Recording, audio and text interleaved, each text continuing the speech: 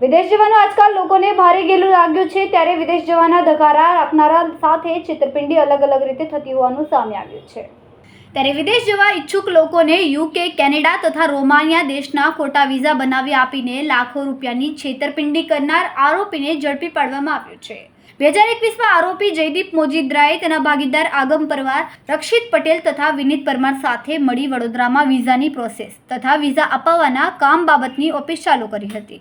આ દરમિયાન પોરબંદરમાં કસ્ટમરોને વિઝા અપાવવાનું કામ કરતા ભાવિનભાઈ સાથે ઓળખાણ થઈ હતી। આ ભાવિનભાઈ થકી તેને પોરબંદર જિલ્લામાંથી 12 જેટલા કસ્ટમરોને કેનેડા તથા રોમાનિયા દેશના વર્ક વિઝા અપાવવાનું કામ મળ્યું હતું। આ તમામે અડધા પૈસા ભાવિનભાઈને આપ્યા હતા। તે પૈસા ભાવિનભાઈએ જયદીપભાઈને આપ્યા હતા। બાકીના અડધા કસ્ટમરોએ જયદીપ મોજીદ્રાને આપ્યા હતા। આરોપીઓએ અમુકને રોમાનિયાના ડુપ્લિકેટ વિઝા આપી હતી।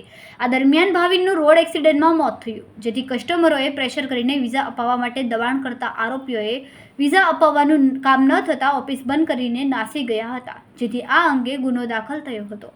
પોરબંદર અને વડોદરામાં ફરિયાદ થઈ હોવાથી આરોપીને પોલીસે ઝડપી લઈને આગળની કાર્યવાહી હાથ ધરી છે। કેમેરામેન સેનિલ વિરાણી સાથે વિશાલ છેઠા, માનવ પ્રભા ન્યૂઝ, સુરત।